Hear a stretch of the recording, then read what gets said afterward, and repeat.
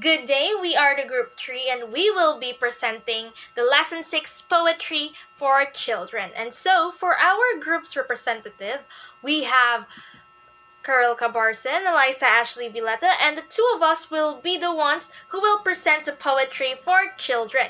So the other members, we have Gerissa Cañas, Anna Marie Odto, Mary Grace Racho, and Angelica Marie Venci. So poetry. So poetry is a type of literature based on the interplay of words and rhythm. So in poetry, words are strung together to form sounds, images, and ideas that might be too complex or abstract to describe directly. So basically, poetry this is a literary work that evokes or steers the reader's emotions and ideas as well as imagination. So basically, it shows an expression of feelings as well as ideas that uses a certain style and rhythm. There is also the use of rhyme as well as meter. Hello there, everyone. I am Kirl Cabarse, and today I am going to talk about the language of poetry. And part of language of poetry, first we have the imagery. And let's discuss first about the literal images as part of the imagery. So first, we have the visual images. From the word itself, a visual. They consist of things that we can see. So I have here an example of visual images. As they sat on the soft, sugary sand beach waiting for the sunset, the sinking sun shimmered on the water as the blue sky transformed into various shades of purple and pink. So basically, they are using their eyes, or they use their eyes to describe first the sand, second the sunset, and the third one we have the water. So now let's proceed to the tactile images. So from the word itself, tactile, sense of touch. So they appeal to our sense of touch. So I have here an example of tactile images. The soft fur of the kitten brushed against my skin. So the fur or the balhibo, the soft fur of the kitten brushes against my skin. So there's a connection. There's involved of touching, sense of touch. So that is a tactile images. So the third one, we have the auditory images. They suggest the sounds of things, usually resulting in an effect of onomatopoeia, or words that imitate sounds or sounds that are linked with objects.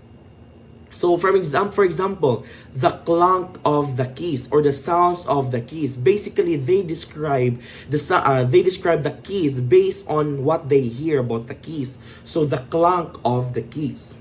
And to continue, we have the olfactory images. So these suggest the smell of things. So this is like a part of a stanza, a line that actually suggests the smell or the scent of things. So it makes you think about what it actually smells like, right? So it triggers your sense of smell. So for example, we have helplessly pressed the rug that smelled of his sweat. So it reminds you on what sweat actually smells like, right? So that is a good example of olfactory images. So this is actually a line from a poetry that I actually got from online. So next we have the kinesthetic images. So they refer to actions or motions. So this suggests that it makes you actually imagine on what the action is being done in the stanza or in the line. So for example, and walked out into the woods like other people did. So it actually makes you imagine on how the person is walking out into the woods. So there is walked out. So it's doing a certain action, right? So this is actually also a good line that is a good example of kinesthetic images. Gustatory images, so this suggests the taste of things. So it triggers your sense of taste. So for example, miracle fruit changes the tongue, one bite, and for ours all you eat is sweet. So for this stanza, it reminds you of how a food actually tastes like, the taste of sweetness of the food. So that is what reminds you, right? So it is making you imagine on how the food taste is actually sweet. So now let's proceed to the figurative images. So first, let's define what is figurative image. So this means more than what it says it is. It suggests certain meanings that must be interpreted. So first, let's talk about as part of figurative images, we have simile, a stated comparison employing a connective such as like or as. So for example, the children fight like cats and dog. The second one, the old woman is as fit as a fiddle. So there's a word nga pwede nimo siyang gamiton or pwede nimo siyang ma-identify if that word or phrase is a simile or simile images. Like for example, 'di ba? It has a word that is involved like and as. So if you found in a sentence in comparison using like and as, it is simile. The second one, we have the metaphor, an implied comparison not directly stated with words such as like and as. So if the simile, there's stated word like and as. In metaphor, there's no need for the word like and as, for as long as it is compared from one another. So example, my mom has a heart of gold. The second example, you just have to consider the world, a stage and act accordingly. So from the examples that is presented, there's no it is compared from one thing to another, but there's no words such as like or as. So for example, my mom has a heart of gold. So the heart of her mom or his mom is compared to a gold without using the word like and as. And that is the difference between the two. The common or the similar between the metaphor and the simile is they consist of comparison, or they are compared. The subject is being compared from one subject from another subject, while the difference is that the simile used in comparing the two subjects, the simile used like and as, whereas the metaphor doesn't need to use as and like for as long as it is compared from one subject to another. So next we have the personification. So human qualities are given to an inanimate object, an abstract idea or force of nature. So for example, the sun kissed my cheeks, the camera loves her. And the last one, the last piece of cake called my name. So basically, if from the words of personification, you give the quality of an object nga dili siya it's not dili siya mabuhi or dili siya buhi nga object, but gitagaan nimo siya life for life, gitagaan mo siya kinabuhi. Seems like it is human being. So first, the sun kissed my cheeks. Basically, the sun doesn't kiss, right? Doesn't kiss your cheeks because it doesn't have mouth. And the camera loves her. The camera doesn't have feelings. It's not human. The last one, the last piece of cake called my name. Okay? Your cake can speak. Dili mo tingog imuhang cake. So basically, these examples or the personification, gihatagan nga kinabuhi ang mga butang nga dili walay kinabuhi. Right? So that is example of personification.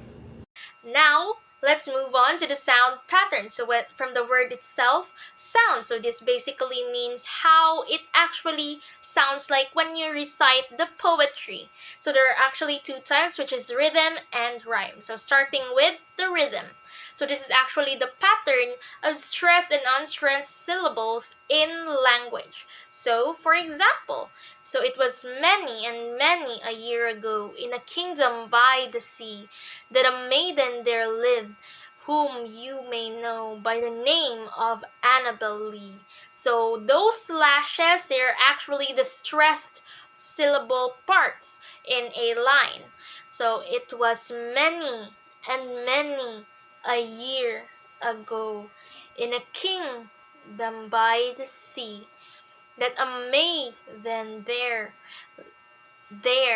lived, whom you may know by the name of Annabelle Lee. So that is actually the rhythm.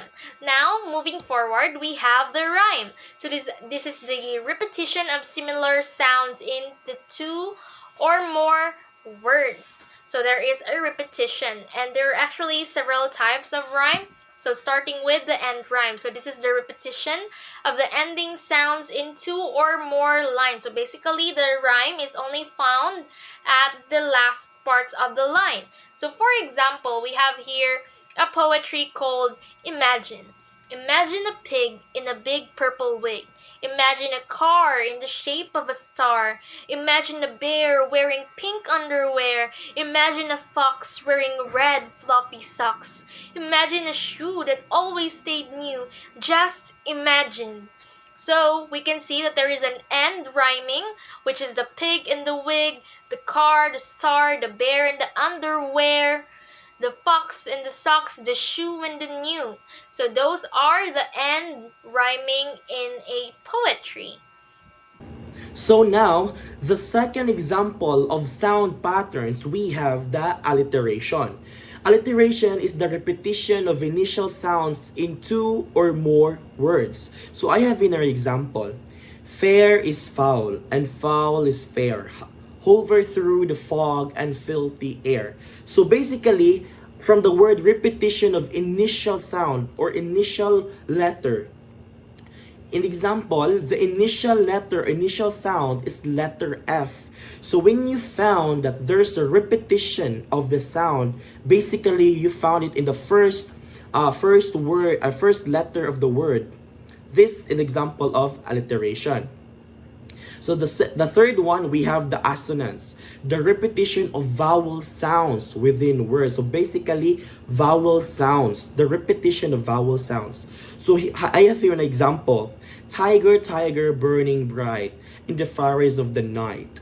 What immortal hand of eye could frame the fearful symmetry? So again, the vowel sound. We have here the bright, the night, the eye, and of course the symmetry. So they are basically same sound, same vowel sound within the words. The fourth one, we have the consonants. It is the repetition of consonant sound within words, often with a variation of adjoining vowels. So I have in our example, Mike likes his new bike. So if ang assonance is the repetition of vowel sounds, ang consonant is the repetition of consonant sounds. Again, if assonant is vowel sounds, the consonant is consonant sounds. So I have here the example, Mike likes his new bike. So basically, the word nga naa diri is nagibalik-balik or repeated, or the sound that is repeated is letter K. So that is why it is consonant. Consonant. So if there is a language of poetry, we also have different types of poetry. So there are actually two types, which is the narrative and lyric poetry. So starting with narrative poetry, so this is actually a poetry that tells stories in its verses. So we have here an example of a poem which is entitled One Day. It was a deep August day on Dump Creek soil, just me, my sister, and a long roll of foil. I folded tiny, shiny ships. She made a long canoe. We built bridges, dams, and docks for our salamander crew. Each salamander silver sailed, winking in the sun. If I could live one day again, this would be the one. So in this poetry, we can actually see that there is a character which is me and my sister, and they talk about the August day. So basically there is like a plot of what is happening, what they are doing. So that is actually a good example of narrative poetry. So another narrative poetry, we have ballad. So for children, this is actually the most accessible narrative poem. And traditionally, a ballad contains 4 lines. So remember that there are 4 lines, and each with 8 syllables, and with the second and fourth lines rhyming. So here we have a good example of ballad, which is actually entitled A Lark. So here we can see that it actually has 4 lines. We have the when and a lark and the flew home, so that is actually 4 lines. Then let's see if each of the lines actually has 8 syllables. When all the fields at last knew rest, and no more guns or cannon fired, a lark with memories of a nest flew home again, bewildered, tired. So there are actually 8 syllables each, and let's see if the second and the fourth line have actually a end rhyme. So we can see here the fired and tired. So this means that a lark poem is actually a good example of ballad. So now let's talk about the lyric poetry. So lyric poetry, this is actually a typical that describes the poet's innermost feelings or candid observations and evokes a musical quality in its sounds and rhythm. So mostly about the feelings and observation of the poet. So first, we have the haiku. So this is a lyric, unrhymed poem of a Japanese origin with 17 syllables divided into 3 lines. So there are 3 lines and 17 syllables. So it is usually on the subject of nature and humans' relation to nature. So here is a good example, which is A Morning by Arun Bahadur Gurungar. So as we can see, it is actually all about nature. So since it talks about bees, the flowers, the babies, the crisp morning, and it's a typical haiku that uses nature as a concept or theme. Now let's see if it actually has 17 syllables. So let me recite it first. Bees nudged the flowers, babies peeped out of the nest, one fine crisp morning.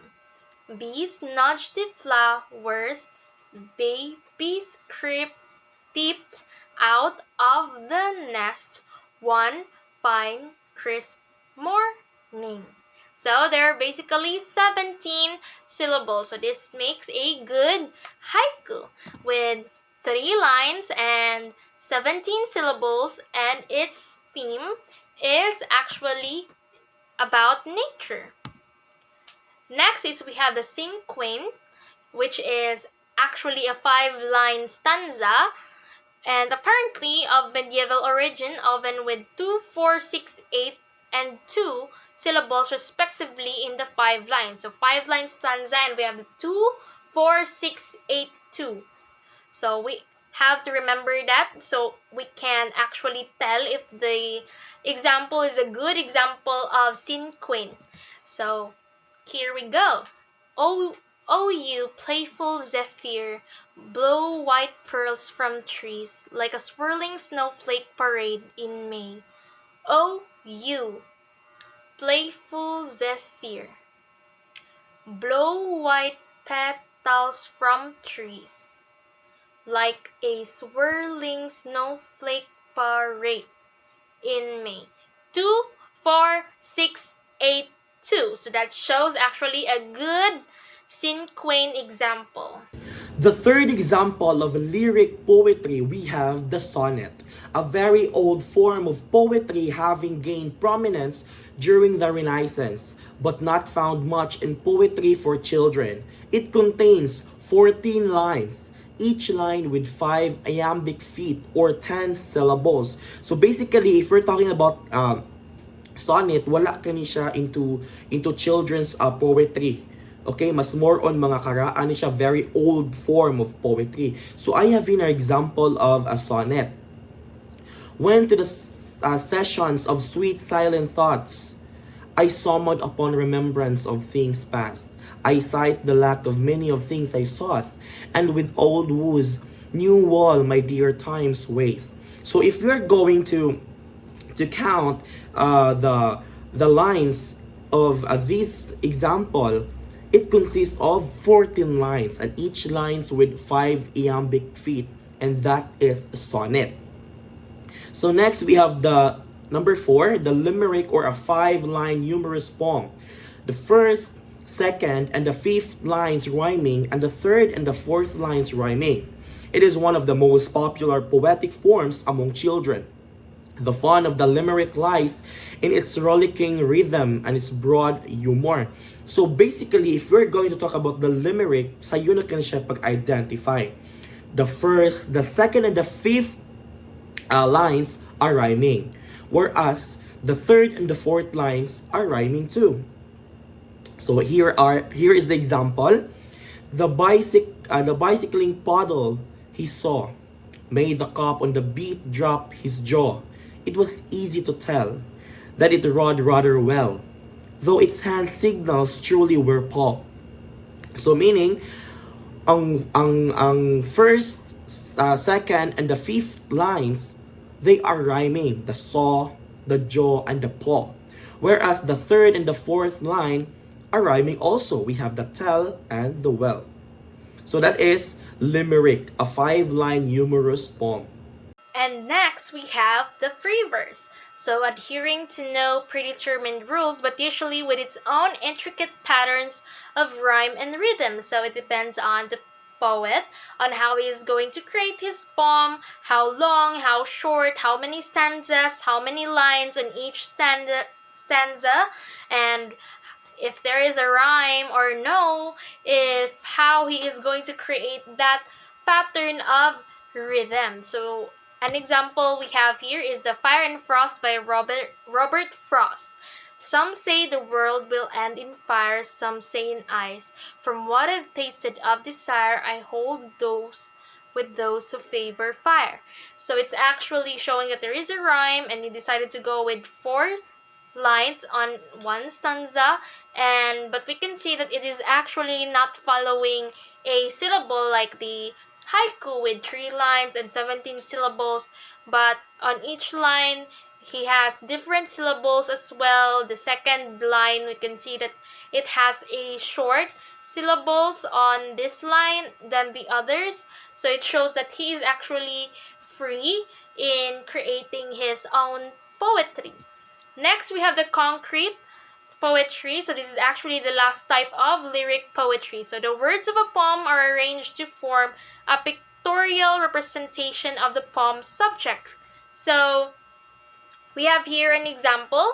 So this is actually a poetry in a pictorial form. But we can tell that it's a poem by when you actually read it. So it's shaped in a coffee because there is a coffee word in the poem. It shows that there is a coffee. So let's read it. So your breath was warmer than the cheap excuse for coffee that filled my mug to its very brim. Your pale skin brushed up against mine was softer than velvety chocolate inside of your vendor croissant. The subtle light pierced through my reindeer speckled curtains at 5:47 a.m. By the sun and the moon, I swear your breathing pattern became my ears' favorite symphony. Your skin and moles were much more beautiful than any sky that Van Gogh could have painted. The slope of your jaw was far much grander than that of any mountains, hills, or valleys. The very touch of the tips of your slender fingers proved greater than all of the poems I have written in such admiration of your breath, or your skin, or even the slope of your jaw, and even though my fingers did not fit perfectly in the spaces between yours, you stayed anyways. So that's actually a good example of concrete poetry. So those are the poetry for children. We talked about the language as well as the different types of poetry. So I hope you enjoyed our presentation, and that is all. Thank you.